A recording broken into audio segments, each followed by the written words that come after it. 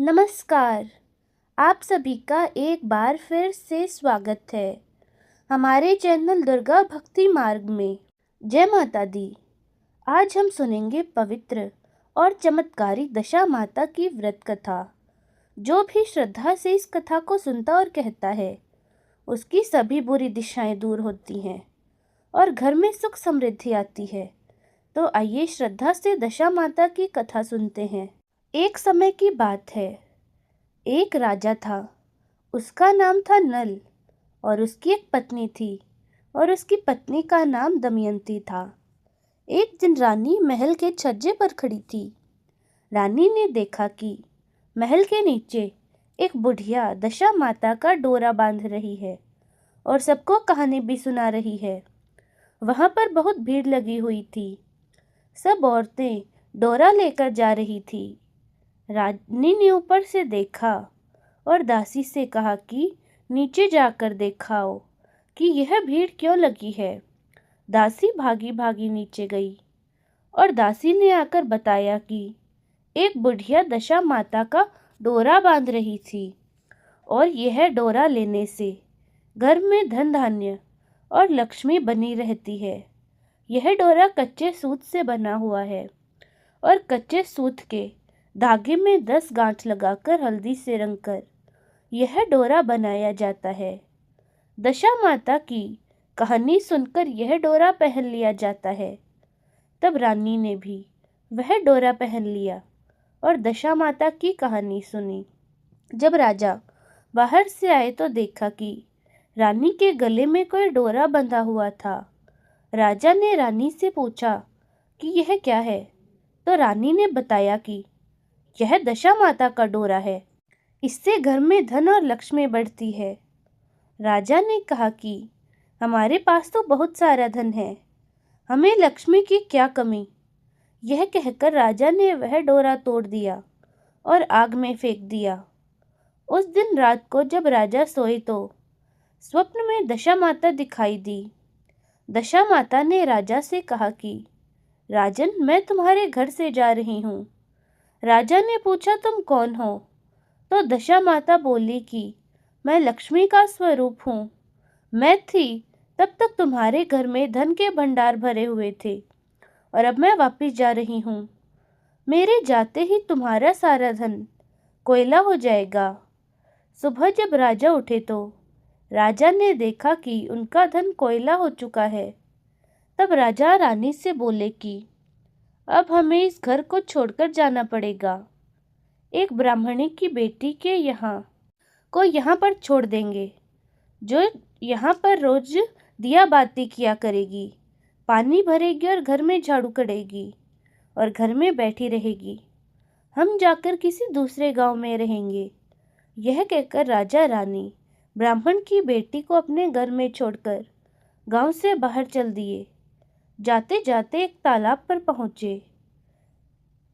वहां जाकर राजा ने 2 तीतर पकड़े और रानी को लाकर 2 तीतर दिए और कहा, तुम इन्हें भून लो, मैं नहा कर आता हूँ। रानी ने तीतर भून लिए, लेकिन जब दोनों खाने बैठे तो भुने हुए तीतर भी उड़ गए। राजा रानी को समझ आ गया कि यह हमारा बुरा समय चल रहा है। राजा अपनी बहन के घर गया और बहन ने राजा को एक पुराने से टूटे फूटे घर में रहने को स्थान दिया। वहां पर एक सोने की बछड़ी पड़ी थी। राजा रानी ने देखा कि बर्छी जमीन पर पड़ी हुई है और राजा रानी को देखते ही देखते जमीन पर उस बर्छी निगल गई।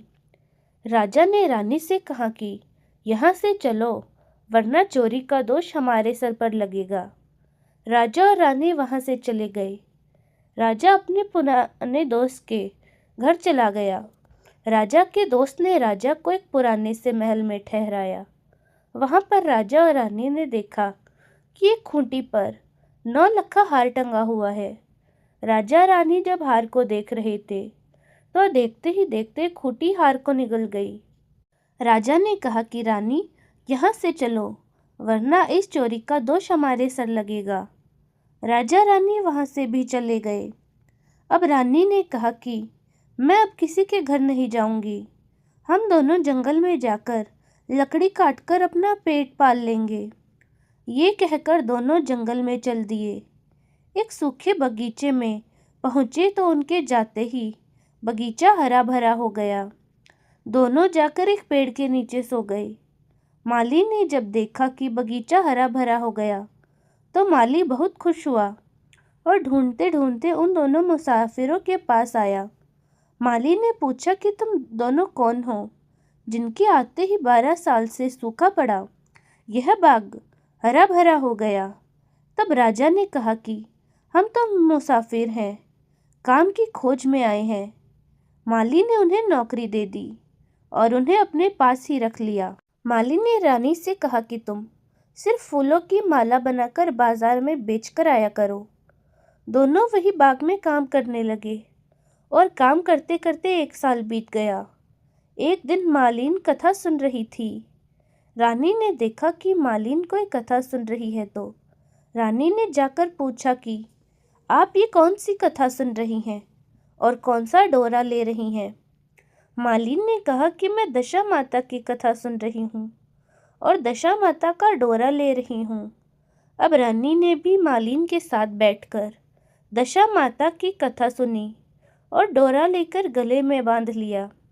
राजा ने देखा कि रानी के गले में डोरा बंधा है तो राजा ने पूछा कि गले में यह क्या बांध रखा है। तब रानी बोली कि यह वही डोरा है जो एक बार आपने तोड़कर फेंककर जला दिया था। उसी कारण दशा माता हमसे नाराज हुई और आज हमारी ऐसी स्थिति है। तब राजा ने कहा कि अगर दशा माता सच्ची होंगी तो हमारे पहले वाले दिन वापस लौट आएंगे। उसी रात राजा को पहले की तरह ही एक स्वप्न दिखा। स्वप्न में एक स्त्री आकर कह रही थी कि मैं वापस आ रही हूँ और दूसरी स्त्री कह रही थी कि मैं जा रही हूँ। राजा ने पूछा कि तुम दोनों कौन हो और आने वाली स्त्री ने अपना नाम लक्ष्मी बताया और जाने वाली स्त्री ने अपना नाम दरिद्रता बताया। राजा ने पूछा कि मुझे कैसा पता चलेगा। तब दशा माता बोली कि जब सुबह कुएं में जल भरने के लिए जाएगा तो वहाँ पर पहली बार जौ निकलेगी, दूसरी बार में हल्दी की गांठ, तीसरी बार में कच्चा सूत। फिर रानी ने दशा माता का डोरा बनाया और दशा माता की कहानी सुनी और दशा माता ने उन्हें बहुत सारा धन दिया। राजा ने कहा कि अब हमारे बुरे दिन खत्म हो गए और अच्छे दिन शुरू हो गए।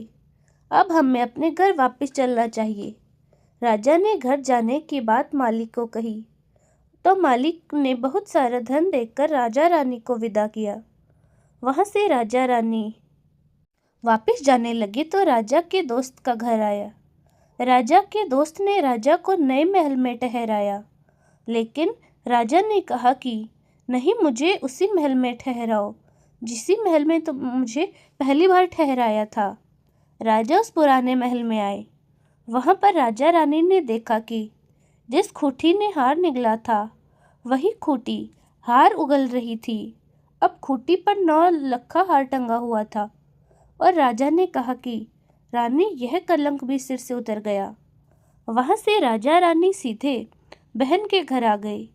बहन ने राजा को नए महल में ठहरने को कहा, पर राजा ने कहा कि नहीं, मैं नए महल में नहीं ठहर सकता, मुझे उसी महल में ठहराओ जिसे पहली बार ठहराया था। तो राजा ने देखा कि जो बर्छी जमीन ने निगल ली थी वही धरती माता वही बर्छी वापस उगल रही है। सोने की बर्छी अब जमीन पर पड़ी हुई है। राजा ने रानी से कहा कि यह कलंक भी सिर से उतर गया। चलते चलते राजा रानी उसी तालाब पर आ गए। जैसे ही तालाब पर बैठे को देखा तो मरे हुए तीतर भी भुने हुए हो गए। राजा ने कहा कि रानी, अब हमारे अच्छे दिन आ गए, अब हमें अपने घर चलना चाहिए। वहाँ से राजा रानी अपने महल की तरफ चल दिए और जाकर देखा कि दरवाज़ा जो टेढ़ा हो गया था वह ठीक है। सोने की झारी आ गई, दातून हरी हो गई। जो ब्राह्मण की बेटी दिया जलाने के लिए छोड़कर गए थे, उन्होंने उस ब्राह्मण की बेटी को अपने धर्म की बेटी बना लिया।